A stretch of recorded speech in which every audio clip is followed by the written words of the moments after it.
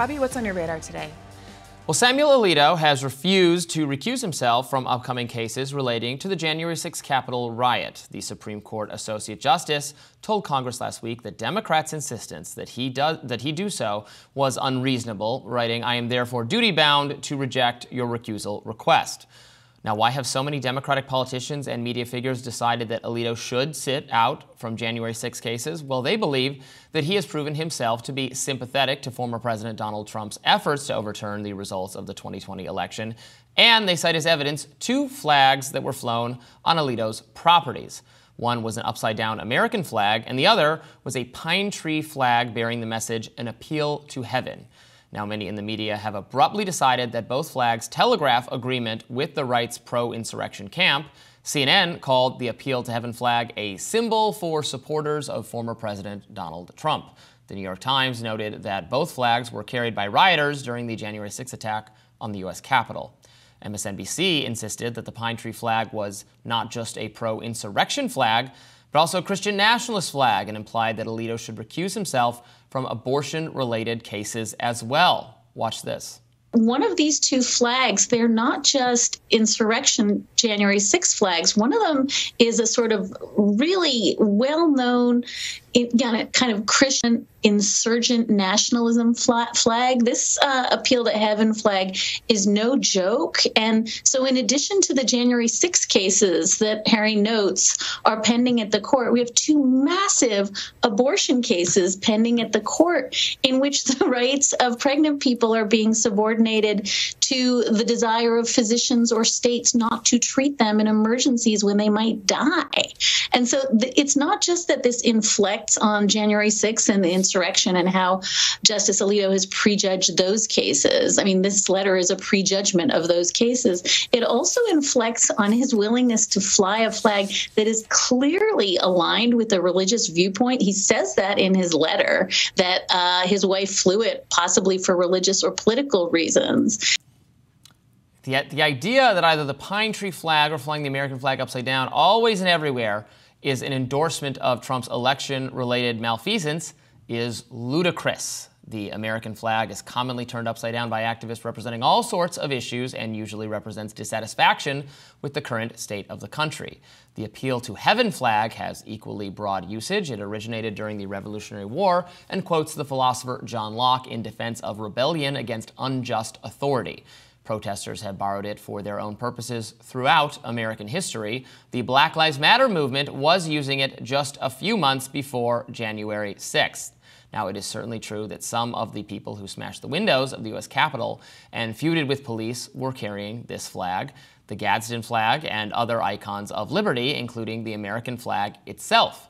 That does not mean these flags should be considered exclusively the hallmarks of the far right. In fact, people ought to resist ceding pro-liberty iconography to the far right. Indeed, we should try to hold on to these beloved representations of liberty. When someone says the symbol of the Revolutionary War, of the founding of America, of opposition to monarchy and love for democracy, that symbol is hateful, resist it. Say, no, it's not. Deny that the racists, the demagogues, and the authoritarians get to appropriate something that belongs to lovers of liberty. Say that it's ours, not theirs. Now, Alito, for his part, says that he had nothing to do with the flags, which were put up by his wife during a dispute with one of their neighbors. It is certainly possible that Martha Ann Alito is a supporter of the Stop the Steal movement. Could be so. Associate Supreme Court Justice Clarence Thomas's wife, Ginny Thomas, certainly undoubtedly sympathetic, as revealed by text messages from her. But these flags are not compelling evidence of this, nor would it necessarily mean that Alito should recuse himself from such cases.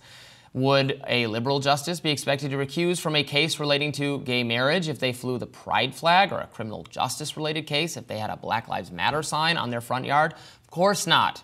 What's happening is that the Appeal to Heaven flag is being retconned. Retconning, you may know, is a term from storytelling, from film and TV especially, when the writers or the authors change something about the story and pretend it was always that way. A good example is Buffy the Vampire Slayer suddenly having a little sister 5 seasons into the show, or the Star Wars sequel trilogy explaining the abrupt return of Emperor Palpatine, who was killed in the original films, with this classic line. We've decoded the intel from the First Order spy, and it confirms the worst. Somehow Palpatine returned.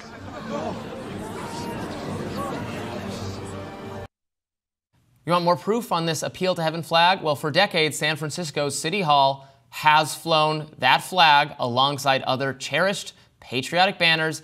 Now, in response to the Alito controversy, the city announced just last week, that it was removing that flag.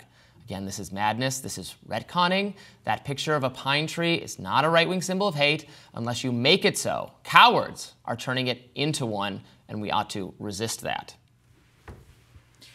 So for one, Robby, I mean, we talked about this ad nauseum. I'm just not going to agree with you, partially because Alito doesn't even make the argument that he doesn't know that these flags aren't what they're purporting to be about.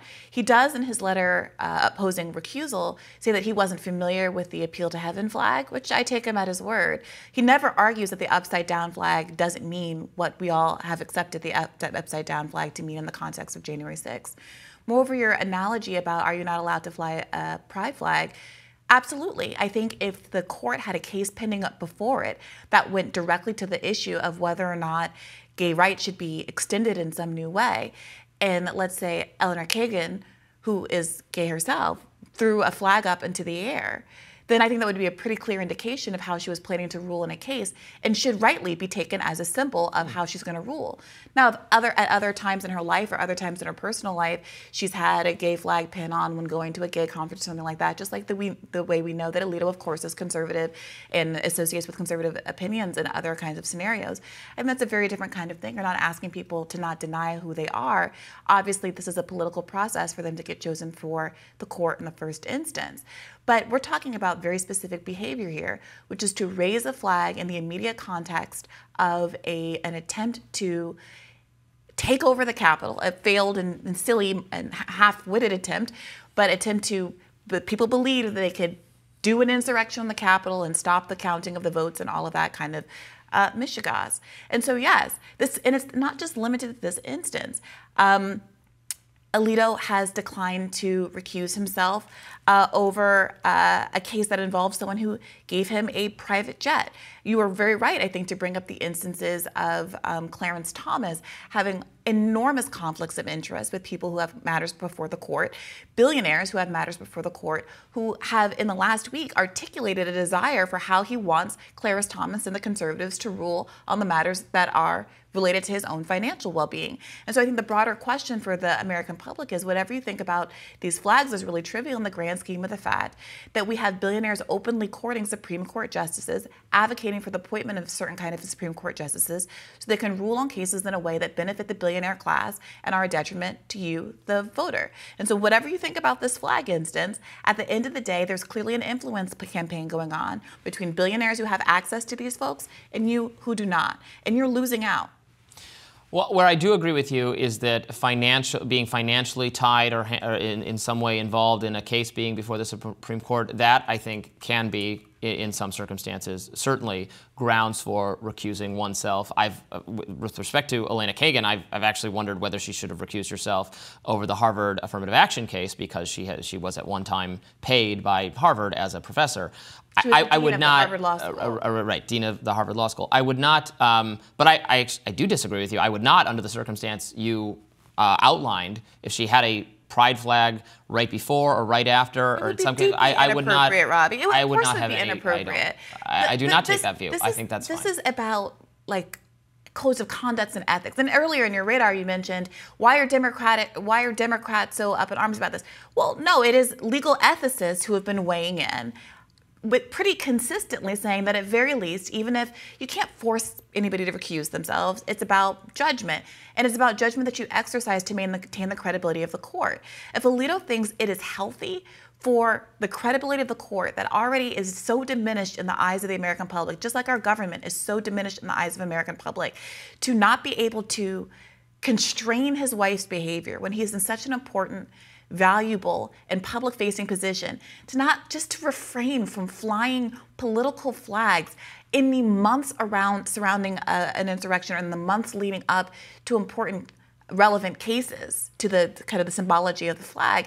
Like, what are we even doing here? It's really the bare minimum here to ask people to have a modicum of decorum so that people trust that their judgments are based on the law in front of them and not their ideological priors. Again, we just don't agree, and that's fine. Rejecting the idea that that flag is any different than putting up the Bill of Rights or some other iconic aspect of our like the American flag itself, we generally accept as not making an impermissible or improper political statement for a judge to fly that or to reference other legal documents, and it is in that same spirit because I reject that this symbol can just be co-opted. In fact, it's being co-opted because the people objecting to it are making it so, are associating it with the far right in their commentary about it. It's not about being associated with the far right. Everything is context dependent.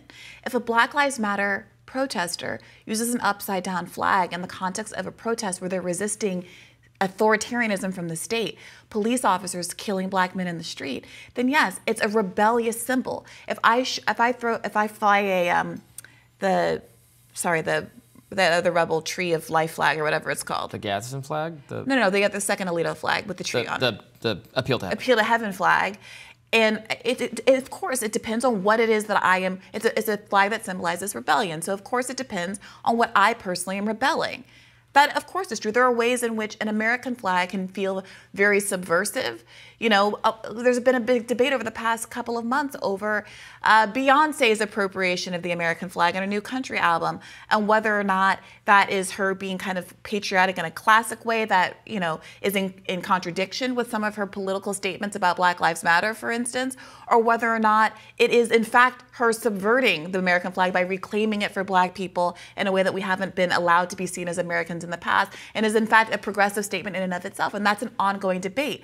But to simply say a flag is a flag devoid of context ignores all of our lived experiences of how symbols get changed and modified by their context. So you can make the case that you personally don't think that flying a flag is that big a deal. I think that's a much stronger case saying it was the wife, it's not his fault. That's a much stronger case than trying to impose your personal beliefs about what that flag means on a broader cultural context where the flag, yes, there is an emerging pattern of it being used in these various ways to symbolize something in particular, which is why, I mean, if you think it's not being used in that way, then I think you have to answer the question, well, why do you think Alito's wife was flying that flag? What symbolism could it possibly mean for her to be flying that flag at that time? You think it was just neutral and for, you know, for funsies, she wanted to just throw those flags? No, these things hold meaning to people. Yeah. All right. Well, tell us what you think in the comments. We'll be interested to hear. More Rising right after this.